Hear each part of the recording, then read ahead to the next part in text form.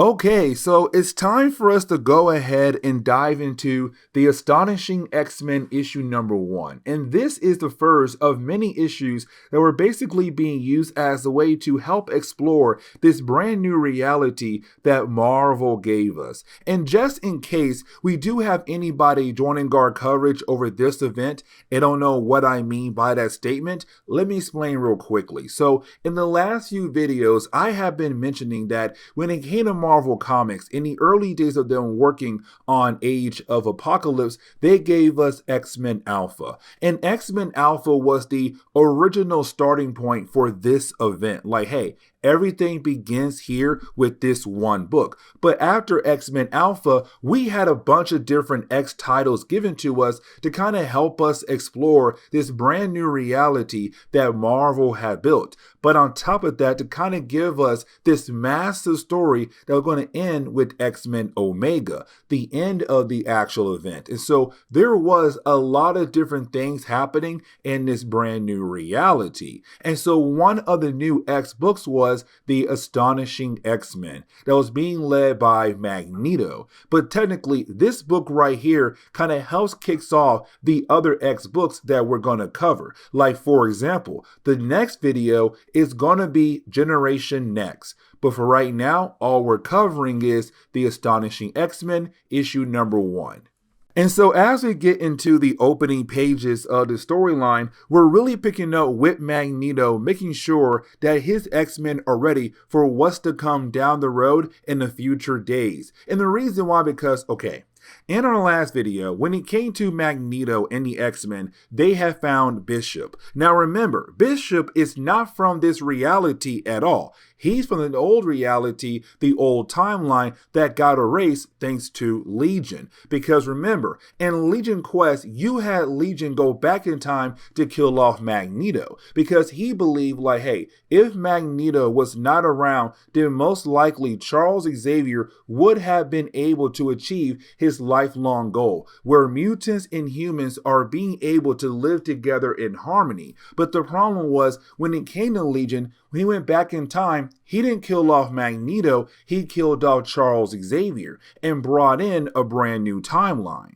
But the thing was, you also had 4 X-Men from the present day also go back in time to hopefully stop Legion. Now, once you had Legion being able to kill off Charles Xavier, erasing the old timeline, all the other X characters went away, except for Bishop. For some strange reason, he stayed behind. And so from that point right there, with the death of Charles Xavier, he was just stuck in the past. And so you have Magneto and also the rest of the X-Men find him. Now, when it came to Rogue, she had looked into the mind of Bishop. And when she did, she had saw all these different images of the old reality. But so did Magneto as well. And so for Magneto, he kind of realized that this world should not exist at all. Matter of fact, there was an old timeline that's even better than this timeline. And so for Magneto, the reason why he's talking to his X-Men, because it's Magneto trying to believe that there is a possibility to bring that old world back. He has no idea how he'll do it, but he kind of realized that this world should not be around at all because how bad everything is when it comes to our heroes fighting against Apocalypse. But on top of that, they're getting ready for a big battle against Apocalypse. And most likely, most of the X-Men are going to die in that battle. And so it's him right now trying to make sure that 1, his X-Men are ready, but 2, he's trying his best to figure out how in the world can he bring in the old world to get rid of this new world. But then in the middle of their conversation, you did have a portal open up. Now with this portal, it does belong to a character known as Blink. Now we have talked a lot about this character. Now in the old Marvel timeline, Blink died. Matter of fact, she died in the middle of the Phalanx Covenant storyline. But either way, in this brand new timeline, she is alive and part of Magneto's X-Men. But apparently her and Sunfire, they're trying their best to get away from a different character. Now, for Sunfire, he is really powerful in this reality, but at the same time, he can easily lose control of his powers. And so you have Magneto and also Iceman go out of their way to try to help him regain control of his powers. Now, for Storm, she wants to know what in the world is going on here. And you have Blink say like, hey, listen, we were in the middle of battle and we realized we were losing that battle and we had no choice but to go ahead and get away. But the problem is for Blink, she did not close her portal after Sunfire had arrived at the base of the X-Men. And the reason why that's a huge problem, because you do have another character trying their best to use the portal of Blink to follow her. And of course,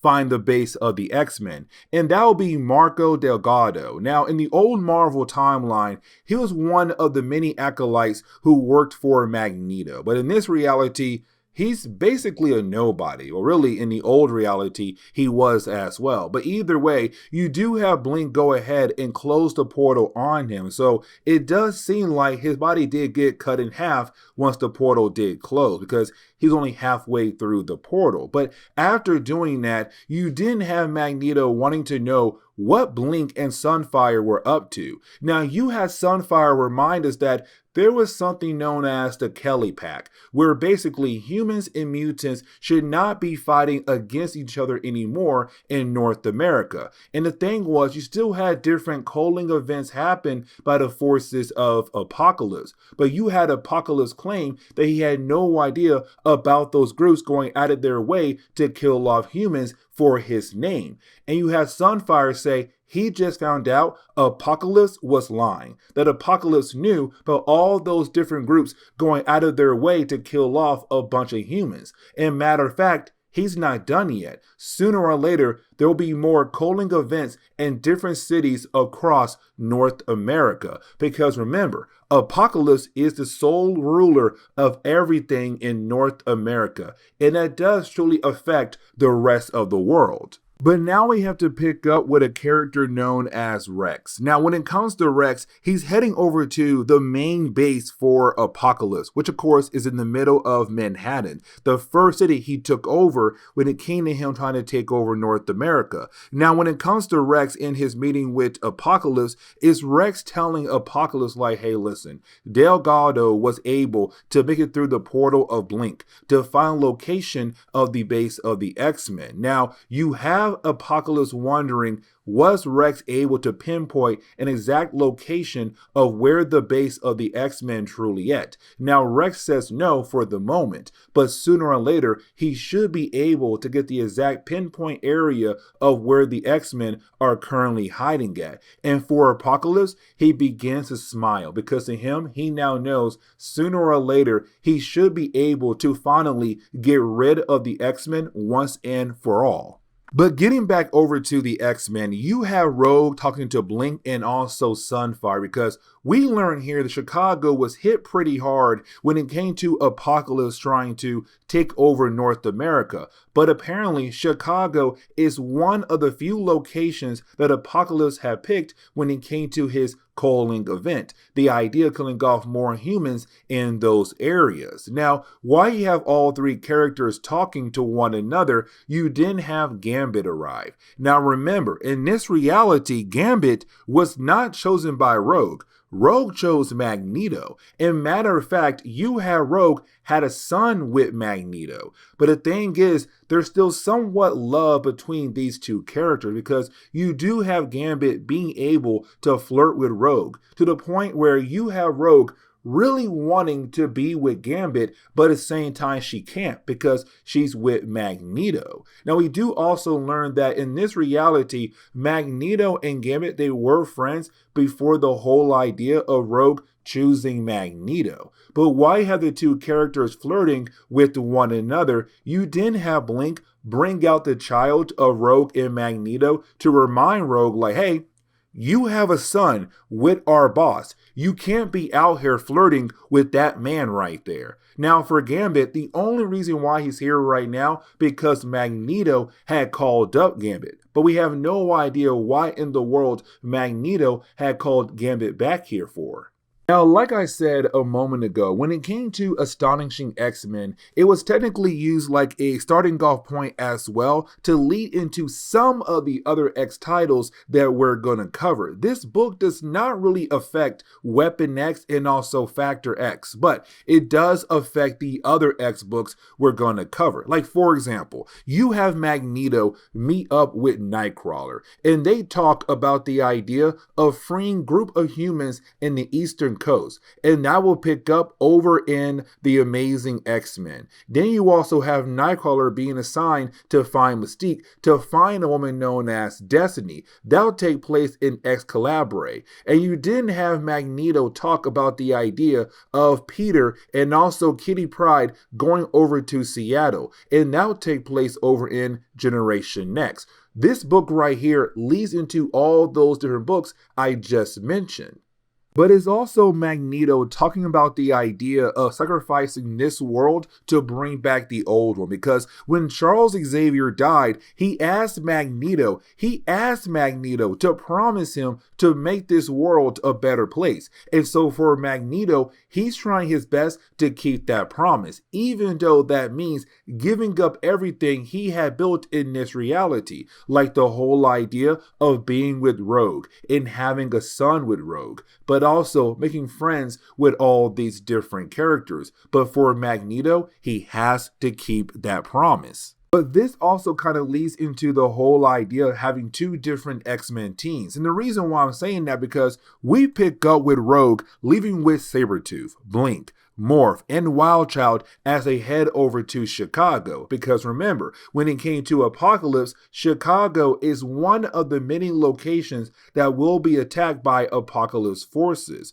And so for Rogue and her team, their main goal is to go out of their way to hopefully stop Holocaust, the son of Apocalypse. Now, before they leave, you do have Quicksilver say goodbye, but at the same time, it's kind of like, please don't go. Like, this is a suicide mission, but for them, they don't have a choice here. They have to go to hopefully save the lives of humans, but to also stop Holocaust as well. Now, you do have Bishop arrive, and you have Bishop wondering why in the world is Rogue Team going out of their way to fight against Holocaust, even though most likely they are going to die. Now, for Quicksilver, he also knows that, hey, you're Bishop, you're this guy from a different timeline who had claimed that this whole world is incorrect, that this world should not exist. And so you have Quicksilver say, even though this world is not much like yours was, it's still something to fight for. And that is why they had left us to go over to Chicago to fight against Holocaust. But this is where we're going to end today's comic book video. So please leave me a like down below and subscribe. But guys, see y'all next time. Later.